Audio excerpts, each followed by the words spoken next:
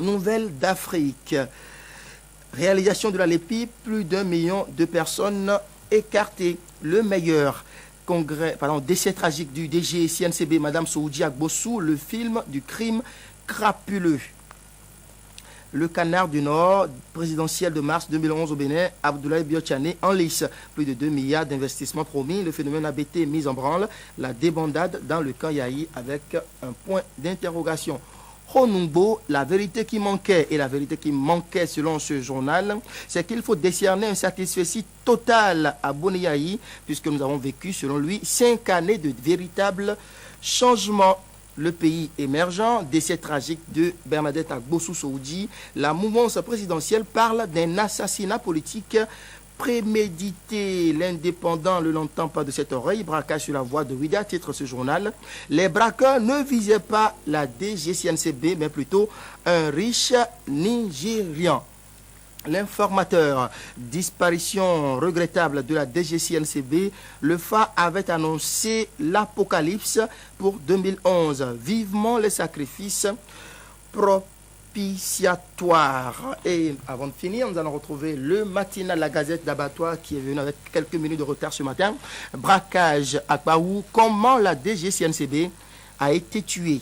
Présidentielle de 2011, la jeunesse de la Donga suscite la candidature de Yahi, perspective des prochaines élections, le comité exécutif ABT 2011 installé. Nous allons revenir à la une du quotidien Fraternité. Braquage mortel à Kpaou avant-hier nuit. Comment la ministre Bernadette Agbossou Soudi a été tuée. Le film du tragique événement. Lire la version officielle des autorités. Rattrapage pour la LEPI. Plus d'1 million de retardataires en attente. Arifari Bako, la CPS LEPI et la Mirena jouent leur crédibilité. Crise à la Fédération béninoise de football, que cachent les correspondances de la FIFA. Point d'interrogation. Et pas d'interrogation dans la chronique nationale de Fraternité. Sulpice Oscar Baguedi écrit dans sa chronique que Mbedi avait raison. Vous en saurez davantage dans quelques minutes. Mais en attendant, il faut déjà faire le tour des kiosques de Cotonou pour vous procurer ce journal Fraternité, dont la chronique internationale est consacrée ce matin à Berlusconi, Silvio Berlusconi, dans l'œil du cyclone. Titre et Rebelle Abel Adjovi. Merci, à très vite.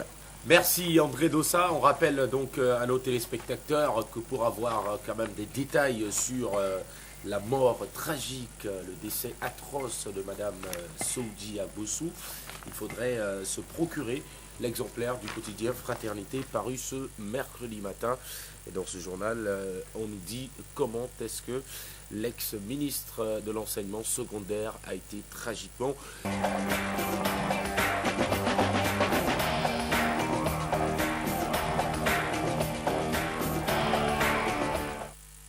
Je me posais une question tout à l'heure. Rumbedi avait-il tort ou raison? Apparemment, d'après le chroniqueur, il avait raison. Sulpice Oscar Bouaguidi, bonjour.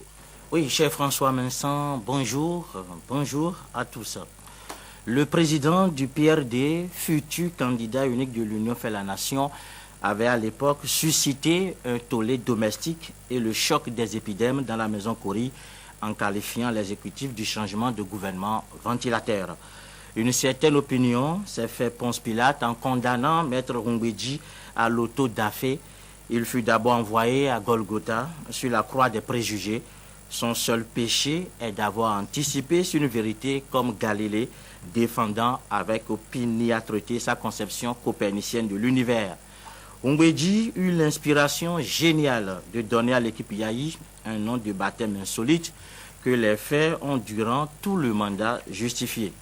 En évoquant le gouvernement ventilateur, il avait clos le débat sur la nature du pouvoir dit du changement. Sa parole portait les livrets de la vérité. Maintenant que l'intense ventilation a provoqué la glaciation et que nos espérances sont congelées, on peut s'exclamer comme Danton, la vérité, l'âpre vérité. Boniaï n'a point besoin de s'enfermer dans un tonneau comme Diogène pour se connaître. L'inscription au fronton du temple de Delphes, du connais-toi toi-même socratique, résiste au temps. La comparaison servie à la méthode Rumbedi plonge dans l'efficacité et soigne le réalisme. Le gouvernement du changement a en effet ventilé du début jusqu'à la fin, ventilateur jusqu'à la moelle des os. Trop ventilateur. Dernière illustration de l'oxydation catastrophique du gouvernement Yahi, le revirement émouvant dans l'affaire de mise à la consommation systématique des produits en transit sur le Niger. Comme prévu, le chef de l'État est revenu sur sa décision, balayant du coup les sciures du sérieux. La gouvernance sous ce qu'on appelle changement a accouché de beaucoup de mesures, mornes. L'interdiction des marches de soutien dans l'affaire d'Anivor s'est effritée elle-même. Cette décision n'a été prise que pour être annulée. Celle de défalcation sur salaire pour faire de grève dans le secteur de la santé a connu le même sort en raison de ses infimités évidentes. La décision de remplacement des enseignants grévistes a subi la rouille du recul de Yahi, mis sous pression. Sur la sellette, le gouvernement fraîchement élu du changement a baissé pavillon devant sa décision plutôt malsaine de l'interdiction insondable de l'exécution des décisions de justice concernant les affaires domaniales. L'interdiction spectaculaire de la vente de l'essence frélatée relève de l'anecdote. Le pouvoir ventilateur tourne en rond devant ses propres mesures. Il produit du vent et brasse les flatulences de l'improductif. Humbedji a le mérite d'avoir vite décelé l'anomalie et diagnostiqué le mal. À César ce qui est à César. La jugeote du candidat de l'UN a triomphé du réflexe de la troupe yaïste. L'improvisation aura sans répit fait le lit de la ventilation. Le miracle du changement est d'avoir transformé le Kori en ventilateur. Boni Yahi a rendu hommage à Humbedji en acte avec ce retour inévitable sur sa décision absurde de mise à la consommation systématique des produits en transit sur le Niger. La ventilation a atteint son pic en fin de mandat avec cette inimaginable pirouette sous l'effet de la vitesse du vent.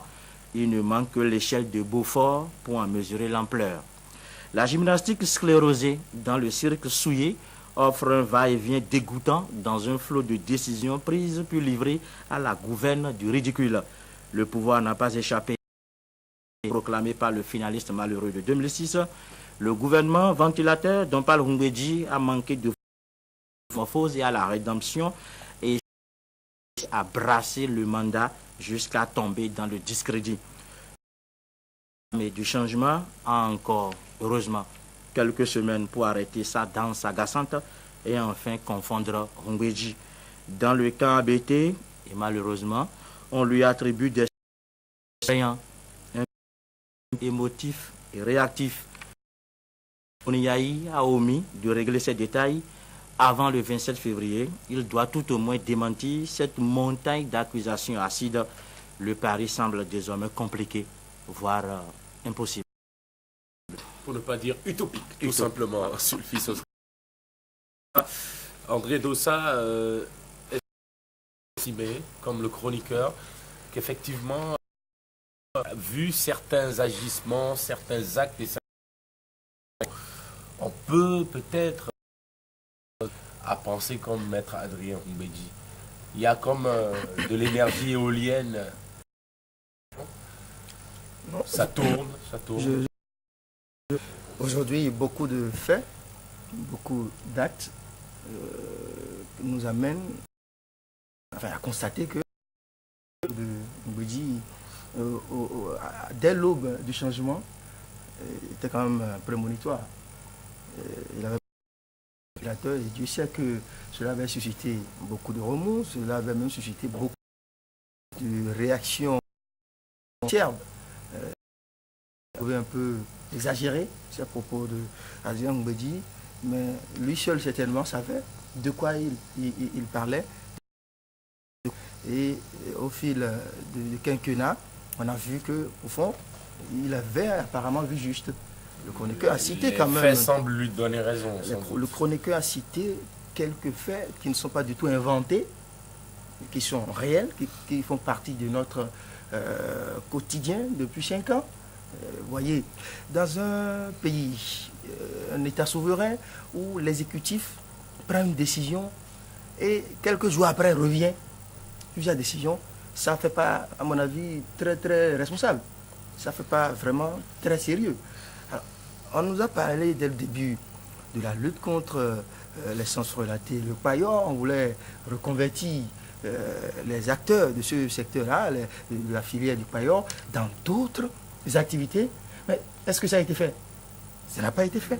Mais malheureusement, ce n'est Le pas sous pailleur, Boniaï quelques que jours, la lutte contre le pailleur a commencé. Oui, hein, je dis, André non, Dossa. je dis, nous parlons ici. On a vu sous Nous le ne régime parlons pas, Kérékou, je hein. crois que la chronique ne porte pas Malheureusement, sur gouvernement de Kérékou ou gouvernement de Soglo, ou encore aller au Congakou si vous voulez. Je pense que nous parlons d'un gouvernement et non sur le pailleur seul. D'accord? Non, c'est un exemple. Je dis, quelques jours après, vous avez vu, ceux qu'on a voulu enlever du pailleur pour reconvertir dans d'autres activités ont marché et soutenu le gouvernement. Donc, et le gouvernement s'est eu cette affaire de remplacer chaque fois les fonctionnaires qui observent des mouvements de grève. Et après, on revient. Notamment les enseignants. Défalcations annoncées. Et puis, rapidement, c'est rebiffé, tout simplement parce que les acteurs sociaux se sont mobilisés pour... Alors, il y a énormément de choses. Je n'irai pas dans le secteur de l'agriculture ou encore venir au port avec la dernière décision en date par rapport à la réexportation. Je pense que Mbedji, enfin, je pense qu'il avait vu juste.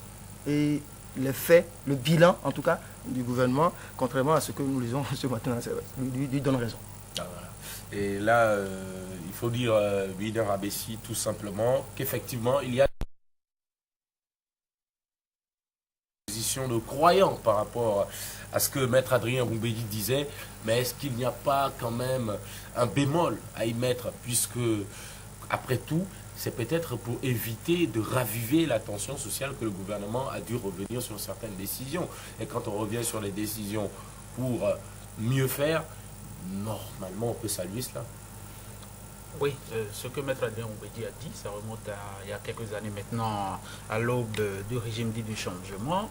Je considère que c'est une parole d'opposant, ça vaut ce que ça vaut.